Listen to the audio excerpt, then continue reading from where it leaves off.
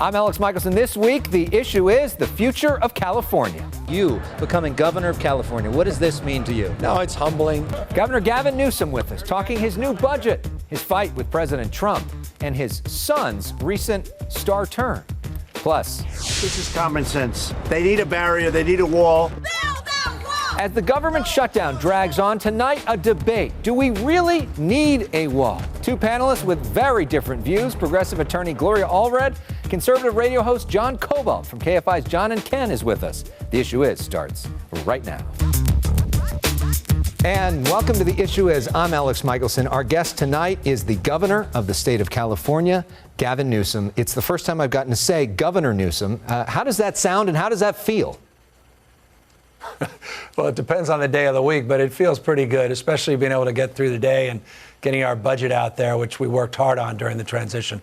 Well, I've never seen you quite happier than talking about the ins and outs and the weeds of the budget. So let's try to talk, though, sort of in general terms, because you mentioned that the budget was an expression of values. So what are your values that are being expressed in this budget? Well, a strong foundation for California's future, because I'm not naive. It's not lost on me. The headwinds in front of us, the fact that we're almost 10 years into recovery. We don't want to go back to the days of 2011, 12, and 13. So we want to make sure we're prepared for a rainy day, quite substantively so. We have an historic amount in our rainy day reserve. We paid down $4 billion of remaining debt. We're going to start paying down our unfunded liabilities on pensions. At the same time, a firm foundation requires the ability to build something on top of it, and that means investing in the future, preschool, higher education, and stabilizing our education budgets. So let's go through some of those one by one. But first, sort of a general question, because a lot of people feel that Californians are overtaxed as it is, and they hear that we have a $21 billion budget surplus. Why not give some of that money back? Why not give people a tax rebate? Yeah, I feel that as well, and I understand that stress and anxiety, but let's not forget the volatility of our tax system. During the good times, we tend to do disproportionately well, but during the difficult times, we do much, much worse. And so it's incumbent when you have a progressive tax system like California's that we set aside for a rainy day reserve. Look, we just are paying off that $34.7 billion of debt we inherited some 8 years ago. We'll have no debt after this budget is signed. That said, we still have $181 billion of unfunded liabilities in our pension system and unfunded health care liabilities. So we're hardly out of the woods. So that's how I'd respond. I appreciate the sentiment, but at the same time, we're battening down the hatches, paying down debt, and preparing for a downturn which is inevitable. But you're also investing in the future, especially when it comes to early childhood education. What exactly does this mean to folks if they've just had kids? Are they about to have free universal pre-K?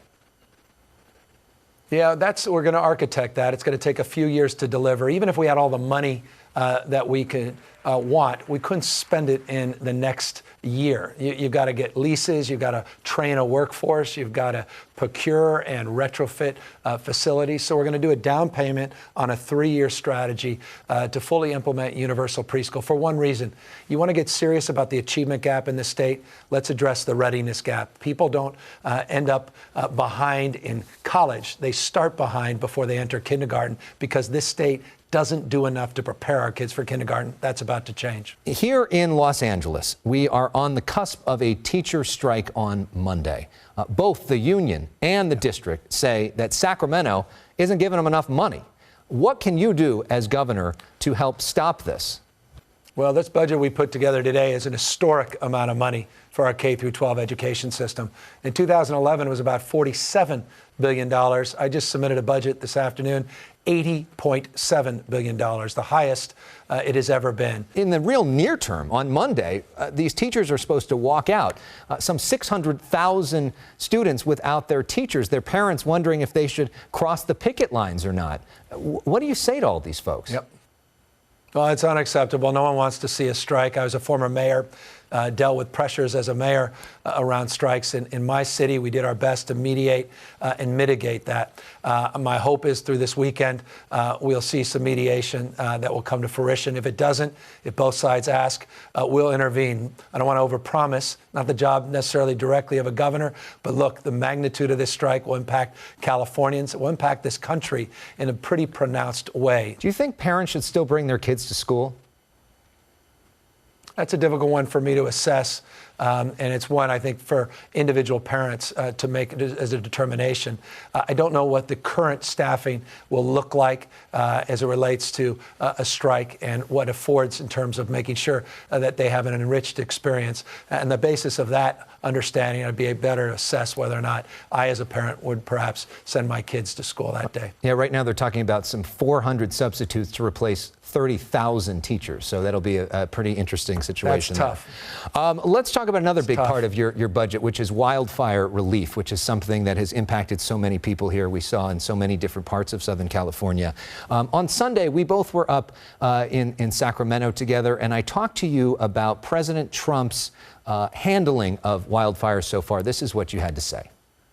That this president, from the Oroville Dam to all of these fires, from the ones down in Ventura, Santa Rosa, obviously Malibu, the Woolsey fire, and Paradise, he's not played any politics, and we're very grateful for that. So at that point, you said that he hadn't been playing any politics. Then about a day and a half later, he sends out a tweet, which was clearly political, and saying that he was threatening to pull back funding from FEMA. What's your message to the president? And are you worried that he might actually do this?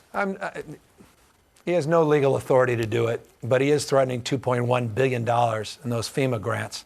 And the irony of that's not lost on me. Look, I spent close to 7 hours with the president when he did come out. And again, I do compliment him for taking the time to see firsthand the disaster that was Paradise and the Camp Fire, and obviously what occurred down in Malibu in Southern California.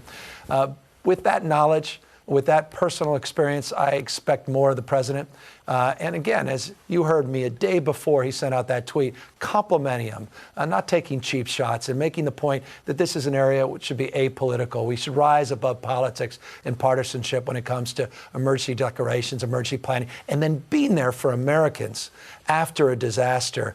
A lot of these folks, especially up in Northern California and Butte County, overwhelming majority voted for President Trump. They expect more of him, and I think they should demand more of him. So look, I'm hopeful that this was just one of those rage tweets, and he'll be on to something else in the next few days. But one thing I know about this state, we have the backs of the people of this state, even if the President of the United States turns his back. Let's talk for a moment about that day, because we were out there with you in Malibu, and I asked the president about his relationship with you, and then he brought you in for this sort of strange, awkward, I don't know what it was, hug, handshake thing that happened. What was going through your mind as that happened? What was going through your mind that whole day? We got along. He's very personable. He went out of his way to try to develop a rapport and a relationship. And it gives me a bit of an insight as to why he's in the position he's in. He couldn't have been more gracious. I mean that in terms of his time and attention to what was going on and the suffering. And he made direct, firm commitments that he would be there for the long haul and would not play politics. Again, that's what's disappointing about a tweet.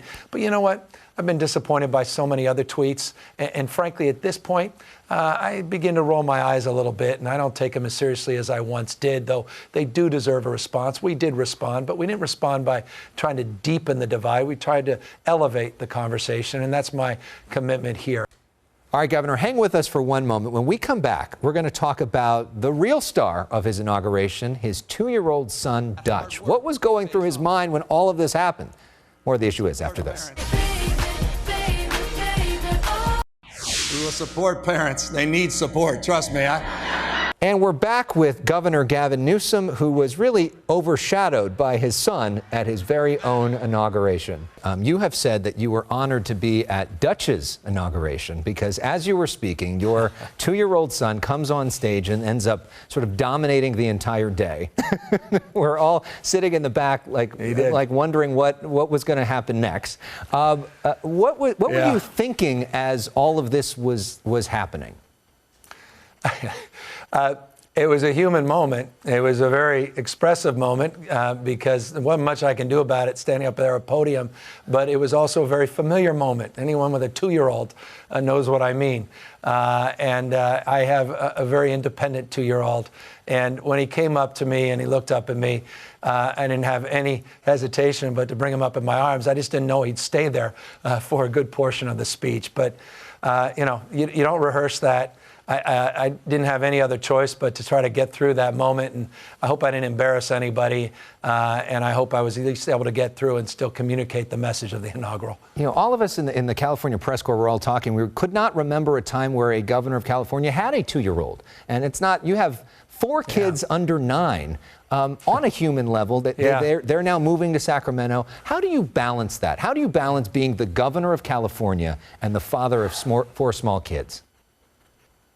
Well, without boring you, last night I was trying to prepare for this budget announcement today, and none of them want to go to bed. They're so excited about being in their new home, and they're now in a new school. It's a lot of change in a very short period of time. And so it's an exciting time. It's a challenging time as well. And again, it's what every parent goes through and understands. And again, without going back to the budget, I want people to know deep emphasis on not just taking care of children, but also helping support parents. We want to do paid family leave. We want to extend it from 6 weeks to 6 months. I guess it's a way of expressing this, Alex, that when you have the experience day in, day out of parenting, it's not an intellectual exercise, it's a very emotional and heartfelt exercise. And I tried to translate that in terms of the values you spoke of at the top of this segment to the values that were expressed substantively in those dollar figures and those percentages that we laid forth or set forth in our budget. And you're not doing this alone. You also have a partner, Jennifer, who you're calling the first partner. What does that term mean, and why first partner instead of first lady? Well, she makes sure that I say that not only is she a feminist, but I am as well. And we're looking forward to the day when we have the first woman as governor. And their partner is not going to be first lady. It's going to be first partner. So Jen is basically making a statement that it's a new day, even if we are running traditional roles today, that new day is upon us very shortly. So you enjoying it? Is it worth it? So far, day 4, it better be worth it. That was a long 3-year journey. You were on it for a good portion of that, and we brought, of course, the public along over that 3-year journey. But I hope it's worth it for all of us. A lot of vexing problems in the state, declining middle class, cost pressures that every family is feeling. I hear you. I recognize those stresses and struggles, and I hope our budget is a down payment on beginning to address those. Well, Governor Gavin Newsom, you were our first guest on our very first edition of The Issue Is, and we're grateful to now have you here as governor of the state. We welcome you back anytime. Thank you very much for making the time, and congratulations to you. Thank you again. Look forward to coming back. All right. Thank you very much to Governor Gavin Newsom. So a lot to unpack there. Coming up next, we've got a panel to talk about all that with very different views. Attorney Gloria Allred is with us, as well as John Kobylt from KFI's John and Ken. They up next. Stay with us.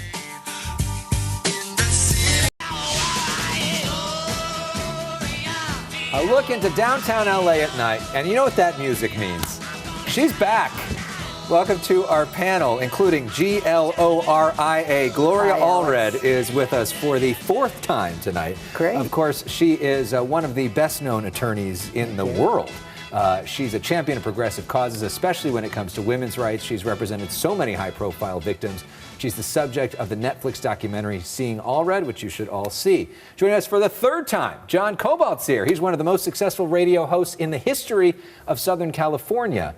The conservative commentator, co-host of the highly rated John and Ken show, which you can listen to on KFI AM 640 weekdays from 2 to 6 p.m. And usually we have 3 panelists, but you both are so strong that we decided we didn't want to put somebody in the middle because that would just be unfortunate for them. Right, they could get hurt. So well, I'm ready. Put your we're excited. I'm ready. Let's go. Let's do it. You have to hit me first. Okay. Of course, the big national story, which impacts people in Southern California in such a big way, is this question over border security and whether we should or should not build a wall. John, why should we build a wall? There's no other way to keep illegal immigrants out.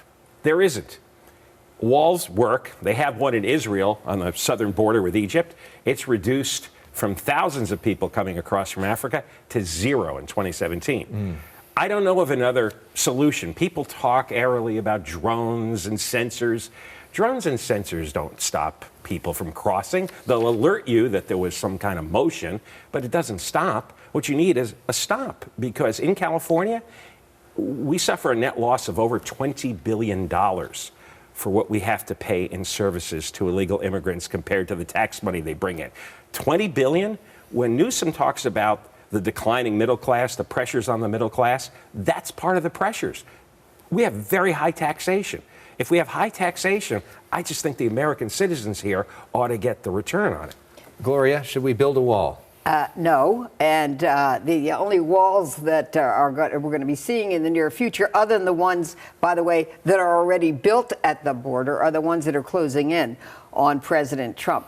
He wants to say there's a national emergency, there's a national crisis. I do agree that there is a national emergency, but the national emergency is the fact that President Trump is president of the United States. What about Mexico will pay for the wall? What about that, John? This is such nonsense. They've already said they're not going to pay for it. I wish Mexico would pay for the wall. Well, you can wish, but that's a fairy tale. Well, if it doesn't happen, we should still pay for the wall because it's affecting us. President Trump did not run on taxpayers. You, me, and everyone watching this show, the issue is, are going to have to pay for the wall. Now he's saying essentially taxpayers have to pay. I'm willing to pay for the wall. Well, you are. I am. Well, you might be willing to pay for the wall, but how about all the almost 1 million people now out of work because President Trump has decided to shut down the government and they can't even get a paycheck He said today. he was going to build the wall. That's what he ran on. And everybody mocked him saying, oh, you made this big promise, you're not coming through. A lot of left-wing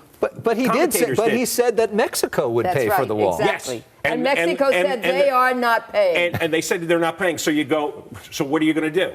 Not build the wall at all? The point is the wall. The point is not who pays for it. John, what do you say, though, about all the folks that come in via plane, come from the Canadian border, overstay their visas? I mean, there's all these other places. 40% of illegal immigration is visa overstays. And I don't know how that happens. I mean, we have their addresses. We know their names. We have their pictures. How we don't keep track once their visa expires in this country is insane. Yeah, my question is, did Melania overstay her visa or violate her visa? Well, I don't know. We'll have to find that out. If she has to go, she has to go. So I'm going to move to another topic briefly. Why? This is so much fun. Which is the METOO movement. R. Kelly in the headlines this week. Some accusers speaking out that you represent against R. Kelly. I do. Do we feel like what's happening with the METOO movement right now is healthy, or is this a bunch of sort of overreaction and a witch hunt? I don't think that women are going to be intimidated into silence. And if that's what his attorney is trying to do, I don't think it's going to work. John? Somebody like R. Kelly, like Weinstein, they're psychosexual predators. It's pretty clear what they are. That's not so much Me Too as, old-fashioned, sexual felons. Where it gets really weird is when you have some women, and there's been a couple of cases of this, they write a blog online, and they basically had a bad date, or they had a relationship go bad, and they start publishing intimate stories. A woman's word is also evidence in a court of law, even if she doesn't have corroboration. Well, so is a man's word. Okay, yes, but I'm saying you want to take it to a court of law, that's the appropriate place for it. Well, it's not on the internet. What's the guy supposed to do? Well, who said in the court of public opinion that a woman couldn't have a voice? Why does she have to suffer in silence? Why does a man have to have his reputation destroyed? Silent. Well, why should a man be destroyed? Well, he can speak out on the internet and say it's not true. He can file a lawsuit against her and say, I've been defamed. He has options. He's not the victim. I think in we're many cases. We're going to have to leave it there. But let's talk about a woman that you both like, which is John's wife, Deborah, who's been a panelist here several times. And we asked for some holiday shout-outs from our panelists recently, and this is what she said on the show. And to my husband, John, may next year you come around my way politically. So how's that working out? What a terrible ambush. It's not going well so far, a weekend. All right. Well, when we come back, we want to bring everybody together. We are going to get ready to dance now. Gloria Allred ready to show off her best moves. And John, are you ready too? I don't have a best move. Okay, here it comes. Stay with us. More of The Issue Is right after this. Hit it, baby. Get your phone out.